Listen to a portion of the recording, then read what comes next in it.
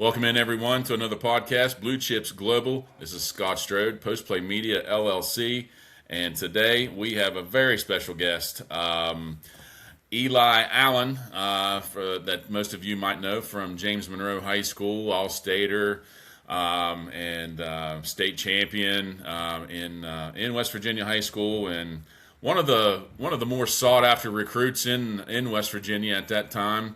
That ended up at Nova Southeastern, which threw everybody for a loop. One, because we really thought, there was a lot of Division I schools going to kind of swoop in here and scoop you up, and then two, nobody had any clue who the hell Nova Southeastern was and where it was located. So everybody had to Google. There was probably a week there where 500,000 people in West Virginia Googled Nova Southeastern to find out where it was and why would Eli Allen go there. So Eli, I appreciate you taking your time, and I'm glad you got a little break here in the summer to go home and take some time with your family. But let's talk a little bit about your basketball journey. What eventually led you to Nova Southeastern in Florida, and let's talk a little, from the beginning. As a young lad, how did it all start for you? Well, I just want to say first off, thank you to you for having me on here, and thanks for all my fans and support and everybody that's been there with me the whole time. But this really started in probably fifth or sixth grade. My dad took me to AU tournaments just locally. He would always work us out and like get us in the gym, and which kind of being from a small town is not easy to do all the time. Yeah. They can be strict with the gym sometimes, so he would always try to find us gym time, and kind of just fell in love with it there. Just starting simple, just me and my dad and my stepbrother, we would just go and play, and it was so much fun. And then through that, I just enjoyed. I found the drive to really, hey, I really enjoyed this. And then the process goes on and on and on, and I knew that I wanted to go and play in college. So it's a lot of people around me supporting me. My family's pretty athletic in the sense of my dad was a football player and baseball player at West Virginia. So just everybody, my stepdad is a player, played at Virginia Tech, played at Concord. So just have people around me that have been there, have been in the process and done it. So I kind of saw that and wanted to follow in the same footsteps. Yeah, so a lot of great positive influences there for you obviously at a young age, and which is really really important. And I knew your dad's background as far as sportsman. I thought was pretty interesting. Interviewing you and Quincy Pittsnoggle back to back, and both of your dads had played sports at WVU, so pretty cool stuff. But so you get let's middle school. Obviously, I'm sure you had successes in middle school, and people saw you play. Was there a time there you're like, and I know kids can be really really confident, sometimes too confident in themselves at certain ages. But was there a point there where you're like, I'm pretty good at this game. Like I'm a lot better than everybody else around me. I mean, did you realize that at some point, or was it just? Did you just go play and just win a lot? Yeah. What? So we started off locally, just right around. I mean, we started playing. Well, first off, my dad had a team, and he took us to North Carolina somewhere. We had been playing locally, been winning a decent amount, so we were like, all right, let's go to North Carolina. And we didn't know what we were getting into there. Like starting off, that's a different game from what we're used to, and Yeah. so we're going there, and I'm sure my dad could tell you the same story. I remember I didn't really know where all we fit in, and I went and had like 28 points or something in fifth or sixth grade down in North Carolina, and that kind of shocked me because I did. I mean, I was just a small little white kid. I wasn't very athletic, just didn't. When you're at that age, physicality and that matters a little bit. So then we Yeah. went out there, and I had a really good game. I was like, huh. This is that was really fun. I really enjoyed that. So that's kind of like my first memory of like when I thought like I could actually be decent. And so Yeah. it was a fun tournament. And then after that, I think we started playing with the Chapman twins from Shady, and just played AU with them and gotten bigger circuits and playing against better and better competition. So it's kind of just like again a stepping stone. Just but that I think it was like 28 or 29 points against the team. I think we ended up losing. It was a really close game, but I was like, I still played pretty good, and I didn't know that I had that in me at the time. Yeah, it's that's always a good even at that age, it's good to step out and kind of measure yourself against somebody in other parts Yeah. and just kind of see where you're at and Oh, don't let it get wrong. We went down there and lost by 30 a few times for sure. I mean, just went down there and got spanked, but it was good. It was all part of the process as well. yeah, yeah. That's the great thing about travel basketball, AU basketball is there's always somebody out there that's going to check you, Oh yeah. at some Oh point. yeah. Oh yeah. It's I would encourage to play AAU sports. Sometimes kids go a little bit too much every weekend doing this, maybe wear you out, but I think it's definitely really good to test yourself. And if you're the best player in the gym, you probably need to find a new gym. So Yeah, that's a great point, and I see that quite often. Where teams are going 6-0 every 5-0, 6-0 every weekend, and I think, you need to find, you need to yeah. go somewhere else, because Hmm. it's that's not really the point of winning is great, but it's not always the point of Yeah. being in those events. So you jump into from middle school to high school, and was there immediate success? You're a freshman in high school. Was there immediate success? Because I remember, learning about you. You were a sophomore, and hearing your name, hear people talk about you, and it was like, hey, you need to see this dude. He's pretty incredible as a sophomore. So that freshman year, was that kind of did you have a breakout moment there in your freshman year, or how did that No. all go for you? Freshman year was actually challenging, very challenging because I broke my kneecap. I broke my Mm, patella. Was out for like 8 weeks. I think I missed 13, 15 games, something like that. So starting off beginning of the season, which also I was like 5'9", 5'10" at the time. So I was still a little kid. I believe yeah, I had a perm. Like it was crazy.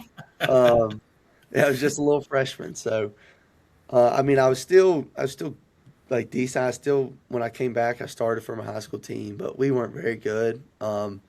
James Monroe basketball leading up to that, there had been some up and down moments, but it was kind of at a low. We weren't very good. We had three freshmen in rotation: me, Colin Fox, and Josh Burks. We were all in the rotation, so we were just young and small and not very good. I remember we played Shady in the sectional, and I think Luke LaRose had like 40 on us, and just they killed us. And it was like, wow, this is tough. But also, we went into that summer knowing that we did not like that. That was not a good feeling. And so, right.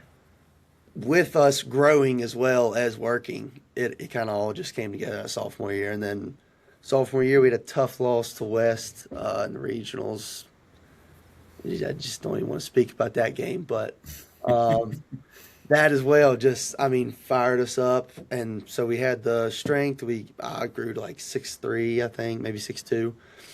Still little, but then me and Shad Savage, the shooter, man, we were in the gym a lot, working out, shooting, just did a lot of work together. So we kind of pushed each other. We were kind of our two stars, I guess. So he was a shooter, I was the driver, and we just pushed each other every day, which was really good. And then junior, senior year ended up winning it both. So it was a great journey. And I mean, starting off from that freshman year, I think we maybe won 10 games, I think. I want to say it was 10. Not a lot. It wasn't a Yeah, lot. We were getting beat a lot. So started off rough and then got progressively better. So yeah. I think it's safe to say that that group, you guys changed the total direction and complexion of James Monroe basketball from, I know people up here at that time, they thought of James Monroe as a football school. Oh yeah. That's what they associated with, and now that's not that they don't play good football, but now since that group you were with come through, it's you think James Monroe, it's automatically your mind goes to basketball. So it's just funny how that stuff works out, and how a group of guys can just change the whole complexion of a school. Yeah. And Well, and it's I'm still my stepdad's the head coach for James Monroe, so every time I come back, I try to help them out as much as I can, and just yeah, it's I love helping the kids. I got my two brothers still playing. One's graduating, heading to Concord to play basketball, and now another one's a sophomore. So I hope they can continue to be good. We've had a few rough losses to Bluefield these past few years to not make the states, but hopefully they can get past it this year. But yeah, the program is heading in a good direction. It's good. So I'm very happy for the kids coming through, and hopefully they can just keep being successful. yeah, for sure. Talking about that, how hard is it? You played at Tyler, when you were, I think, a junior, maybe. But my kids come from a small school. Like, talk about how hard it is to get noticed.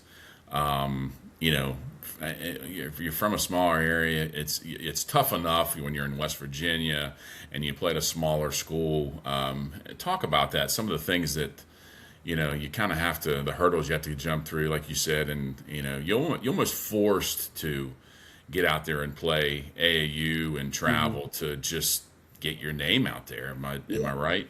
Yeah. I mean, coming from a small town, especially a small town school at the time that nobody has a clue about basketball, it's like, well, there's not going to be college coaches in high school, James Monroe, at the time. So just kind of building your name for yourself is very hard at first. I think AAU is the only reason that I really got noticed at first. And I mean, going to the tournament and stuff, there's coaches there and stuff. But Yeah. still, it's just coming from a small town. There's also the question of, is the competition not as good, not as this, not Right. that. But, I mean, I think the competition, everybody sleeps on West Virginia basketball. I think there's a lot of talented people this year. I mean, we move up to Double A now. James Monroe did, but I mean, Eli Sankum, he's legit going to Liberty. I mean, you got Tron Young back. I mean, you just look across the board. There's good players in West Virginia. Yeah. They might not all five be on the same team, which is also kind of good at the same time. You have kind of players spread out on one team most of the time, and that I kind of like it like that. You have a player that gets to represent his team and come and play and kind of show him who's the big dog, because it's not all five of you aren't studs. You got Yeah. 1, 2, 3 studs. So it's like that's the difference in West Virginia basketball and everywhere else. Like guys in Florida, they've got 3 stars and 4 star. Like you don't have that in West Virginia, but you got one guy that's really good and he's on a team and he's going to carry his team. So it's very good, but yeah, it is not easy. But social media is making it a little bit easier. I think people posting their highlights, their offers, it's helping. But yeah, not easy getting recognized from a small town. But I think if you go in there and you play hard, and if you're good, the coaches will find you. It might take a little bit, but they'll find you. Yeah, that's true. And a lot of the sentiment I've heard from college coaches over the years is, they know there's talent in West Virginia, but it's so spread out, just like you just mentioned. Like Yep. you could go to almost every county, and there's probably a kid that can play in college but it's trying to cover that entire state where 1.7 million people, where you could go to Louisville metro area and it's like that's the same it's the same population. So it's a challenge for those guys to find everybody, and trust me, I've tried to direct so many of them to to all the different corners of the state to to put them on, to put them on guys that they're looking for. So, but you're right. It is kind of neat, that you don't have so many teams, just one concentration of maybe Charleston where there's just all these 3-star, 4-star, 3-star, 4-star players that are packed in there, and then everybody else is just on the periphery. But there really is, just like you said, Eli Sankum, up in the Northern Panhandle, double A school, and then you go over in the Eastern Panhandle, and you've got the guys at Spring Mills, and you go down and there's Jay Smith and Bluefield, and you go over and there's it really is like, I never thought of it that way until you mentioned it, but it really is that really is, and it kind of does make it cool that way, where it's everybody. There's guys in almost every area that really demand some respect and some attention, and doesn't make it any easier for the recruiters to go out and find them, but it does make state tournament more. I think this makes the state tournament more fun. State tournament is sweet. I hope they never. Is it true? Are they moving it from Charleston? Is that? I know there was maybe words in. I don't know if that's true or not, but I hope not, man. I love it at Charleston. It's a cool atmosphere. Everybody comes together. Yeah, I love Charleston, so I hope they keep it there. But there's no real movement to do that, but everything else has moved. yeah, So if it did, it wouldn't surprise me. But I'm like you. I'm pretty nostalgic about it. I started yeah, going when I was 12 years old, and yep. I know your dad, typically was going every year. You probably started when you was a young man, and I'm just pretty nostalgic. It wouldn't be the same to me if it was in Wheeling or somewhere else. Yeah, it's pretty sweet. Pretty sweet event for girls and boys. It's awesome. Yeah, for sure. I mean, I could see the format changing somewhat, but Yeah, and they could tweak some things with that. But at the same time, I think it's probably solidified itself there further, and they've done some improvements at the Civic Center itself to make it a little bit nicer, more fan friendly. So I think there are some things down the road there that they're going to be able to add as well.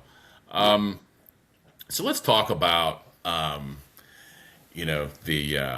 the big mystery for everybody that was Nova Southeastern. You went down there and signed there, and some of us basketball nerds kind of knew about it ahead of time because we knew of Jim Crutchfield, and he went down there and from West Liberty, and but like I mentioned at the top, I think for a lot of people were probably scratching their head thinking, what? Why is he doing this, and where is this place, and where, so because you obviously had some options, open to you, different places, so what lead us through that, talk us through that process from, you win the state championship, you're done, at James Monroe, and things are in the mix, you're going through that process, and obviously. Your dad, your stepdad, you've got some people there to really help guide you through that. Like, talk us through that whole process of, how that recruitment came about and how that decision, was made to end up going down there. yeah. So I started off right after my senior year. We just won it. I was still playing AU, but I was getting a ton of attention from Division Ones. Like, a lot of guys were texting me, but none of them, well, not none of them, a few of them offered. I think I had 2 Division One offers, like VMI and another spot, but they were offering me, but I just didn't get the one that I wanted. You know what I mean? So I was like, I'm gonna go play at Moravian. I'm gonna get a grad year, kind of go there and hopefully get Division One after that. Because my goal was Division One at first. I was like, I want to go D1. That's my goal. I didn't really get. I had a lot of guys texting me. Just nobody really said, "Here's a full scholarship." Like that's what I wanted. I didn't want to really walk on anywhere. So I was like, "All right, I'm just gonna go to Moravian, play a year there, play with the Ellis guys." It was the first year that they were going to play at OTE as well, which is crazy in itself. But So I was like, all right, I'm just going to go do that. So I went down there, spent a few weeks with them, just training and stuff. And then it was the last period of the live. So it was like July 29th. It was like the last time college coaches can come watch. And I was like, Dad, I really just, senior year, I'm about to go to Moravian. I kind of want to take this, like, I never take tournaments off. I always go play. I was like, this is my last one. I think I had something going on. I was like, I'm going to go do this instead of playing this because I got a whole nother year until college. And my dad's like, no, dude, you got to go, got to go, got to go. I was like, he finally talked me into, all right, I'll go. So I ended up going to this tournament in Rock Hill, South Carolina, and that's the first time that Nova sees me. It's the last tournament. Wasn't even going to go, and he only watched, Coach Smith only watched one game of me. I don't even think I scored a point. I didn't even score at all, just doing all the little things. And he saw me, and I think 3 or 4 days later, gave me a call. Was like, hey, really liked what you're doing. Coach Smith looks back and laughs at my dad today because he said my dad was just staring him down like a hawk during the whole game. My dad knew exactly who he was. He wanted to get his attention, I guess. Like my dad was like, or Coach Smith said, your dad was on me. And right after that, they offered me, and Crutch gave me a call, and he's like, hey, I, you need to either commit today, like in 3 days, or if you're not, like, let us know because we got to get somebody else. Because they were Yeah. like filling up the roster. They had just won the national championship the year before, and Yeah. everybody transferred out. So I mean, we were getting a whole new team, and so it was kind of late recruitment. They called me, and I remember watching the national championship game between them, and I was like, between West Liberty and Nova Southeastern, and Yep. I was like, you know what? I didn't want to go Division 2. I was stuck on going Division 1, which maybe not the smartest, but that's exactly what I want to do. I just like Division 1, Division 1. And I was like, if there's any Division 2 teams that I would play for, it'd probably be one of these two right here because I loved their game seemed so fun to me. It was Yeah. running up and down so fast, quick. It seemed like a blast. And I saw that and I was like, that's crazy that they reached out to me. I was like, talked to my dad, talked to my family. They gave me like 2 days to answer.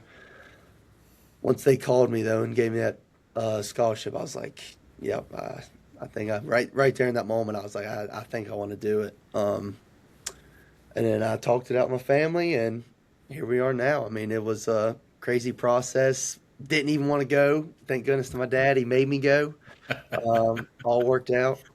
So yeah, but that's it. Kind of crazy. I moved in like August 12th or something, like 2 week. Just didn't think I was going to leave, and then bam, 14 hours away, gone. So it was a crazy experience, but I'm forever grateful for it.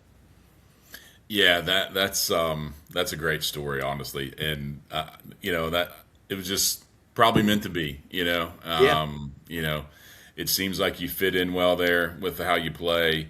I knew, I got to see. I've seen Crutch's teams play West Liberty, which is just about an hour north of me. I saw them play several times, in person, and they were so good for so long and knew their style of play. So I was really excited. When I heard that you committed there, I was really really excited because I felt like just the way you played so loose and using your athletic ability and things like I just thought, man, what a good fit. yeah, So and I think I was right on that, and you were correct in where you were picking. So I just think it's neat, and like you said, when if players would sometimes really take a deeper look into the style of play at certain hmm, places, like you said, that you just had to watch it once and you're like, wow, this is I don't know why anybody wouldn't want to play for him. yeah, So it looks fun. It looks exhausting at times, but yeah. I'm sure you gotta be in impeccable shape to play there. But I mean, it's fun to watch. I can't imagine how fun it is to play in. Yeah. Yep. No, it is incredible. The system. of it all. That's what everybody calls it, the system. It's a very fun way to play basketball. It's totally different than you go to any other gym in the world and you're not going to be playing basketball like this, for the most part. But Yeah. it is very fun. But yeah, I think kids sometimes worry about Division 1, Division 2, like a little bit too much. Personally, there's some really good Division 2 teams out there that I know can go and compete with mid-major Division 1s and beat them. Like Sure. we've seen it, we've scrimmaged them. So Yeah.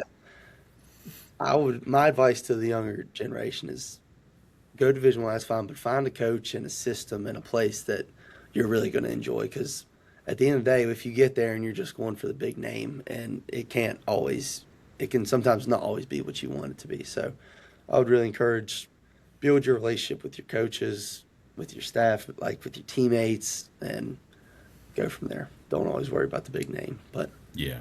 that's kind of where I was at first. And looking back, I'm very glad I chose the route that I did because it has been a blessing for me. National championship, runner up.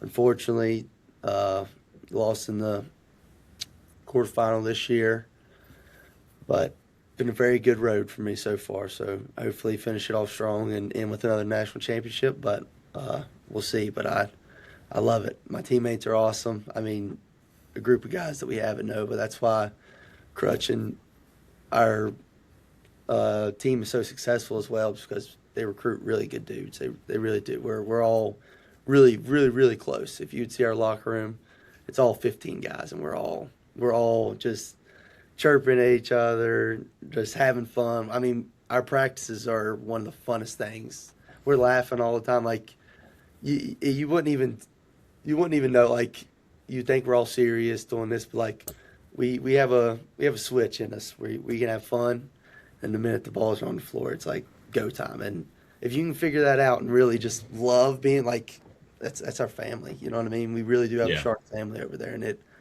I think that's why we are very successful as well, is because we do everything together, and it's awesome. I love it. Yeah, I think it's the ultimate goal for a basketball culture is guys to go out and play for each other. Hmm. You always hear, well, play for the team on the name on the front or instead of the name on the back. But really, the ultimate goal to get to a culture like that, like you're describing, where you're playing for all the other, you're not Yeah. playing for either. It's you're playing for the guys that are in your locker room. Yep. You play for each other, and you put it all on the line, for each other every time you go on the floor. Then you're going to be successful because Yeah. you're going to play the right way. You're going to train the right way. You're going to take, like you said, the minute you step over that sideline, the switch comes on, and Yeah. And it's a even different. even looking like it's not even like this year's team, if that makes sense. Like we are fortunate enough we have 100 some wins at home, and it's like that itself. There's some pressure to it, but it's like you're also playing for generate like not generation teams before us. Like Yeah, we're the thing with that is they're all so close too. Like those teams, we have guys coming back all the time. They're like best friends with the people on the team. So it's just all everybody's intertwined over there, and it's a very special program that we have. It really is. It is awesome. Crutch, great coach, have great coaching staff, great trainers. I mean everything. It is awesome. It's a blessed place to be. yeah, that speaks a lot. When you have alumni coming back, Hmm. and that are so involved with current teams, that says a lot about the culture and the mark that a coach like Crutchfield leaves on guys that they want to come back and be involved and intermix, intertwine with the current players. That's always a sign of success, Yeah. and again a sign of great culture, and like you said, you want to carry that torch and keep that going for the just not just for yourself but for the guys before you. So that's a pretty remarkable outlook on things. What are some of the good, the bad, and the ugly? Since since Yeah. you've been there, Yeah. because and I'll back up for just a second and say like, and that's to be expected because, and you mentioned it, you kind of touched on it there.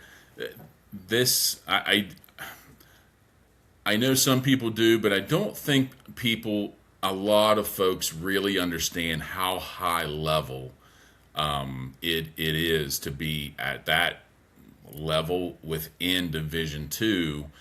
There are some schools here in the MEC that are there, but like, where that's at, there's a lot of overlap, with that lower part of Division One where.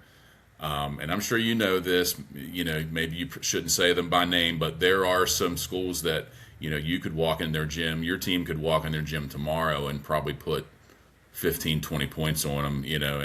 By the by the end, and it's just like I don't think people understand that part of it, especially kids that are looking like where you were with interest at that Division One level, and you want to be there, but at the same time, the best option was, probably somewhere else in Division Two. But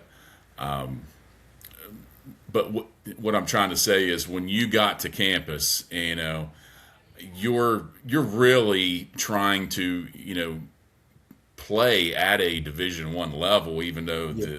it says D2, beside the name, Yeah. or in the division or the tournament you play in. Like, you know, I think that's what people really need to understand is how high the level is there, Yeah. and as well as I do, how many guys transfer out of there to Division One, Yeah. mid-major schools. So talk to us about, just you in particular, some of the good, the bad, the ugly of how things went when you first got there, and just that progress of trying to, trying to, probably constantly stay on the, not stay on the roster, but stay in that mix of, that starting five or that Yeah. rotation of seven or eight. Just give us some insight on Yeah. how that all goes year in, year out. So, coming in freshman year, I don't care where you are. If you're a freshman coming into a college atmosphere, it's going to be challenging at first. I don't care if you're a 5 star or whatever. Just the maturity. You're still a high schooler going into college. I mean, there is a different maturity level. We play against guys and we don't even know, and you can just watch some of them play, and you're like, he's a freshman. He might be good, but you can tell there's freshman attributes that happens. Just Yeah. you're a freshman, you're young, and Right. so going in, had a really good season. Like we have 2 seasons pretty much at Nova. So the first season is before any games start. We have this board, and it keeps plus minus of. So we scrimmage to like 120, 140 pretty much every day during the off season before we come in, and they've got this board, and it's like these matter. So you got win losses and then plus minus. The goal is by the end of like we play like 25 open gyms, and you want to be at the top. Like you want to have the most wins, and you also want to have the highest plus minus. And so going in, I was first. I was killing it, like doing great. Just me and everybody would say me and my roommate, Ryan Walsh was down there. He's battled injuries, but we were always on the same team together, and we were clicking the minute we got down there, and it was awesome just being freshman coming in there. And then right after that, got hurt. The injuries were very tough for me freshman year. I kept rolling my ankle, my right ankle, just right before our second scrimmage. We were scrimmaging somebody. No, actually, it was during my second scrimmage. Scrimmaged, went up to get a rebound, just bang, just popped it. I don't know, hairline fracture a little bit. I was out for like 4 or 6 weeks, I think, or maybe 4, I believe. And then just kind of, I was immature in the fact of I was so eager to get out there again because like I missed it so much. I was wanting to come back and play really bad. And so I was like kind of trying to play through injury a little bit, which was it was all me. I was just like, I want to get out there so bad. Like I was loving it. So I would come back maybe a little too early, and then I heard it again. So it was like, just kept battling injuries that maybe if I'm looking back now, I would have taken my time, rested up, and then been good for the rest of the season. But I kept coming back, trying to push it a little bit too hard and hurt myself. So that was really trouble, like really hard for me to adjust. Like you are going to get hurt. You're playing a lot. This is a lot more than high school basketball. And it kind of taught me to take my recovery and my lifting and all the little things that I just didn't. I was in high school. I was young. My body, I could run out on the court. You didn't hurt at all. No stretching, nothing. But the longer you play, the more recovery and physical therapy and stuff you have to do. So I really didn't take that serious as well. Freshman year going into it, so I was like sophomore and junior year, especially junior year, even sophomore, I was a little bit stubborn. My thing was, I thought if you were using the trainer and stuff, I thought you were a little soft, which was not the case.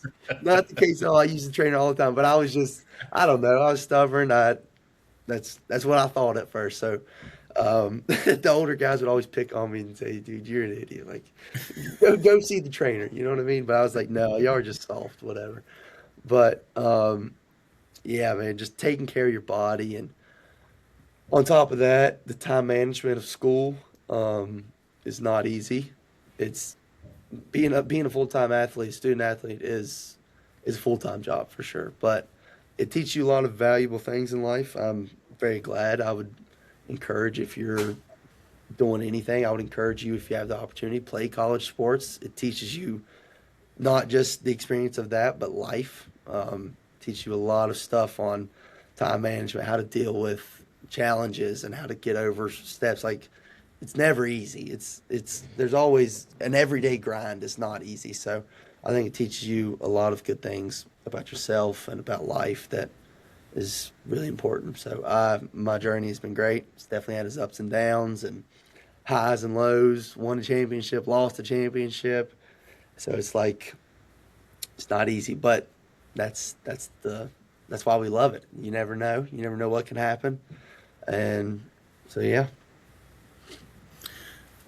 That's good stuff, and that's good insight on how the injuries are always probably something that somebody has to play through, just because the physical nature of the training and playing, and playing twice as many games as you play in high school, and then you put all the training and stuff on top of it. It's sometimes your body just isn't prepared for it, and you have some breakdowns, but you got to use those trainers to Yeah. do the best. Yeah. To the best of your, You're there for a reason. yeah, exactly. They get paid. They get paid pretty good money to be there and take care of you guys. So, Yeah. Eli, last thing I want to talk to you about is, what do you want out of this? What do you want out of this basketball journey in the end? Is this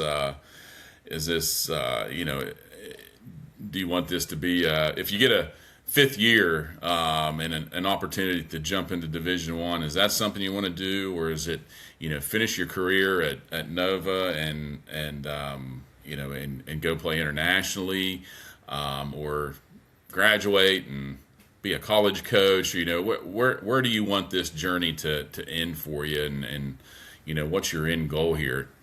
Yeah. So I don't really know exactly. I mean, you never know what can happen.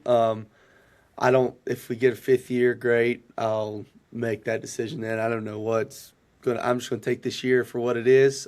Right now I've got 1 year left, so that's all I'm worried about. If I get another year, we'll take that when it happens. But I'm very excited for the senior year, and I don't know. Who knows? I might play, if depending on what kind of year I have. I might go overseas if I want to.